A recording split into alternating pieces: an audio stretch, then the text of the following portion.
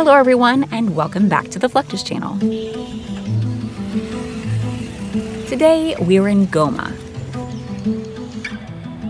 the capital and largest city of North Kivu province in eastern Congo. This region has endured decades of conflict, instability, and economic hardship.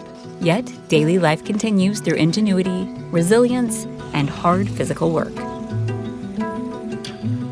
In a world dominated by modern vehicles, fuel engines, and mass production, many people here still rely on simple, handmade machines to survive. From wooden scooters to gravity-powered carts, these humble creations are not just tools of transport. They're symbols of adaptation in an environment where modern infrastructure is often unreliable or out of reach. On the streets of Goma, one wooden machine dominates the roads. It is known as the chukadoo. At first glance, the chukadoo looks deceptively simple. It is a wooden scooter pushed by foot, guided by handlebars, and built almost entirely from locally sourced materials. But behind its rough appearance lies a remarkably effective transport solution.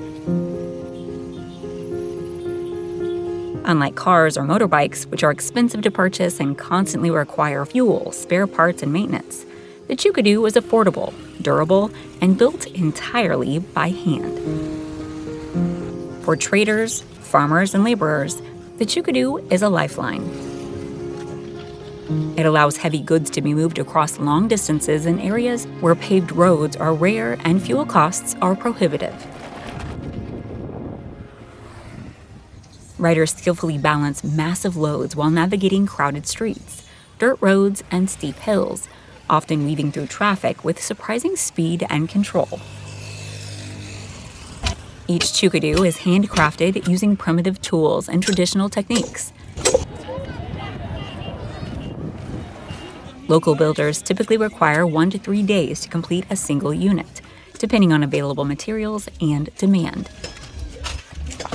Despite the simple construction, a well-built chukadoo can last 2 to 3 years under constant use. Durability is critical, which is why eucalyptus wood is used for the frame, platform, and wheels. This wood is strong, flexible, and widely available in the region. Construction begins with chopping and shaping logs using axes, hand saws, chisels, and hammers.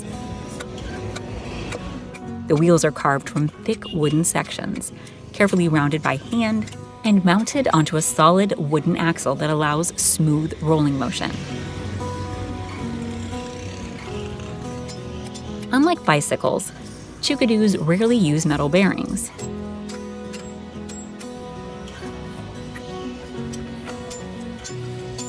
Instead, wooden joints are secured with nails, pegs, and tight-fitting connections. Old rubber tires are then cut and wrapped around the wooden wheels. This step is essential, as it improves traction, reduces wear, and allows the scooter to grip uneven terrain. Fitting each tire requires hours of cutting, hammering, stretching, and alignment to ensure it sits evenly on the wheel.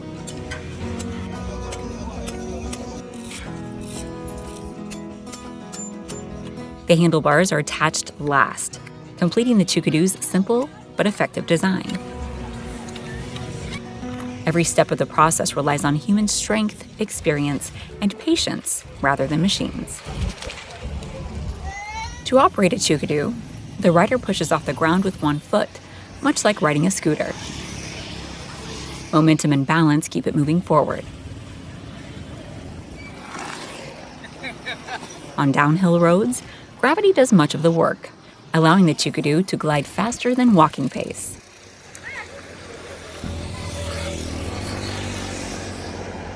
But controlling speed is critical, especially when transporting heavy cargo. Braking is achieved through a wooden lever pressed directly against the rear wheel. The lever is often wrapped in old tire rubber to increase friction and improve stopping power. Mastering this braking system requires experience, particularly when descending steep slopes with hundreds of kilograms on board.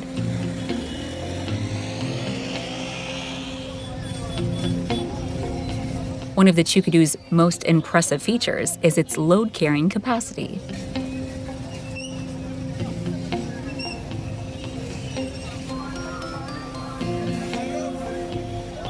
Farmers stack them with cassava, plantains, and charcoal. Construction workers load them with bricks, timber, and bags of cement. In some cases, a single chukadoo can carry loads weighing several hundred kilograms.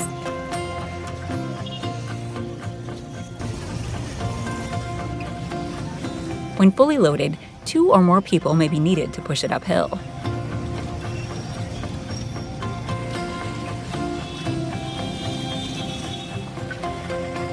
Motorbikes are sometimes used to tow heavily loaded chukadoos, forming improvised transport convoys. Seeing a towering chukadoo racing downhill along a dirt road is a common and striking sight in Goma. The chukadoo has been part of Goma's landscape for decades. During colonial rule and years of economic isolation, modern transport was inaccessible to much of the population. In response, local communities created their own solution.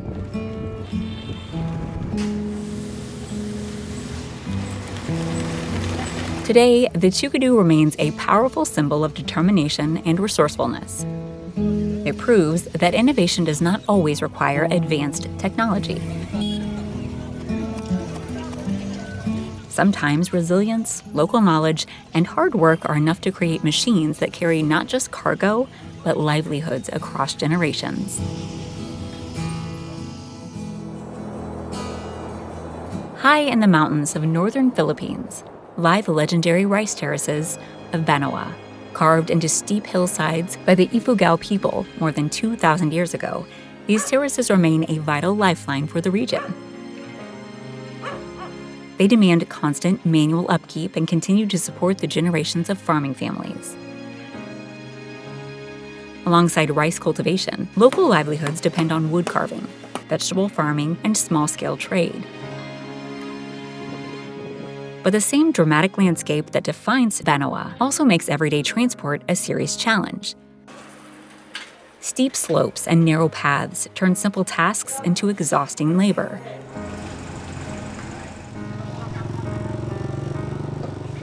Carrying firewood, crops, or timber by hand puts enormous strain on the body, while motorbikes and tricycles often struggle on the rugged terrain. In response, the Ifugao developed a simple yet effective solution: the wooden scooter.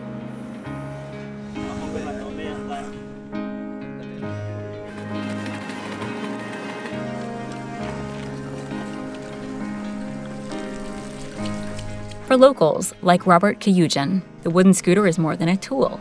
It is a necessity born from hardship. Kayujan learned to carve his first scooter as a teenager, after his family struggled to survive. With no steady income and little food, he left school early and began working with wood to help support his household. To build a scooter, Kayujan first searches the forest for trees with strong roots and dense grain.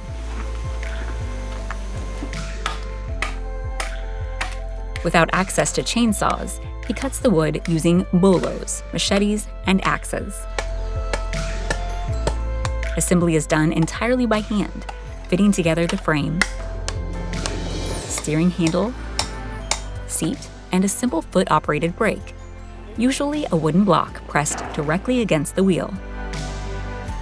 Many scooters are decorated with detailed carvings that reflect Ifugao culture and the maker's personal style.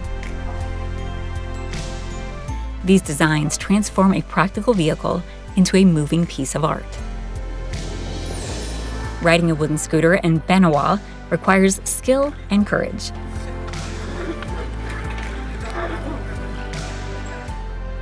With no engine, gravity provides the speed. Riders steer by shifting body weight and control their descent using foot brakes. Leaning into corners like motorcyclists, they navigate steep, winding roads where mistakes can lead to serious injury. Experience and instinct are critical.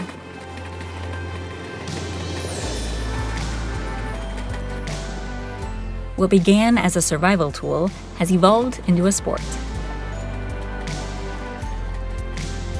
The Banawa Wooden Scooter Festival celebrates this tradition with high-speed downhill races. Kyujin himself became the first champion in 2005 and went on to win multiple titles in later years. These competitions honor both craftsmanship and riding skill. Eventually, Kyujin and fellow builders formed the Wooden Scooter Association, bringing together artisans and racers to preserve their craft. While modern vehicles are slowly becoming more common, wooden scooters remain a powerful symbol of Ifugao resilience, creativity, and heritage.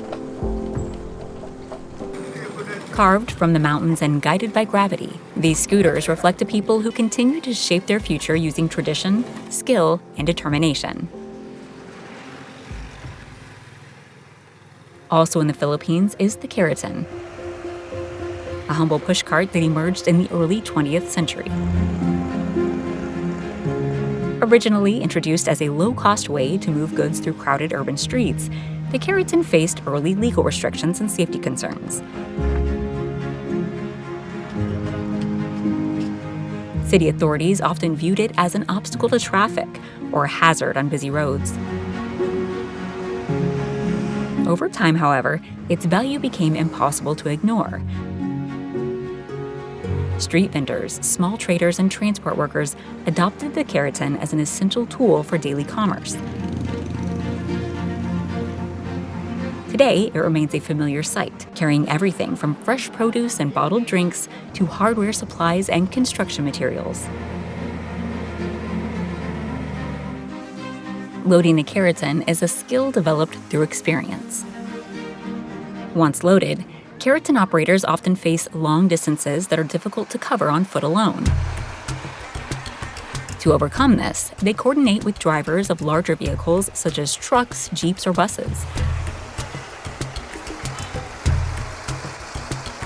Through timing and cooperation, the keratin is manually hooked to the rear of the vehicle, forming a temporary moving chain. The steering mechanism of the keratin allows the operator to maintain control, guiding the cart smoothly behind the vehicle as it moves through traffic. This hooking process requires precision and trust. Operators communicate clearly with drivers, checking alignment and agreeing on speed before setting off. Safety is critical. A poorly secured connection could result in accidents, injuries, or damaged goods. Experienced operators rely on years of practice, ensuring the cart remains stable and the load balanced throughout the journey.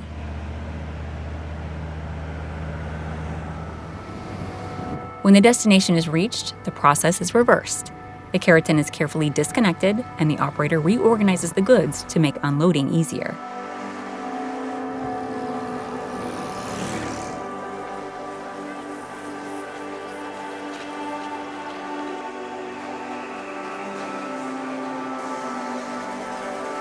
Items are arranged so specific products can be quickly identified and retrieved.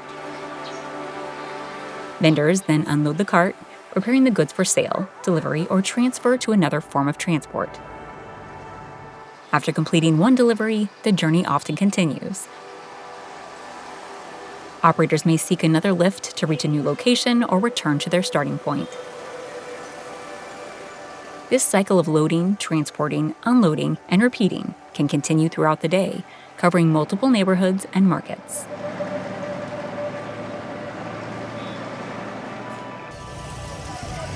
Across continents and cultures, these simple wooden machines tell a shared story.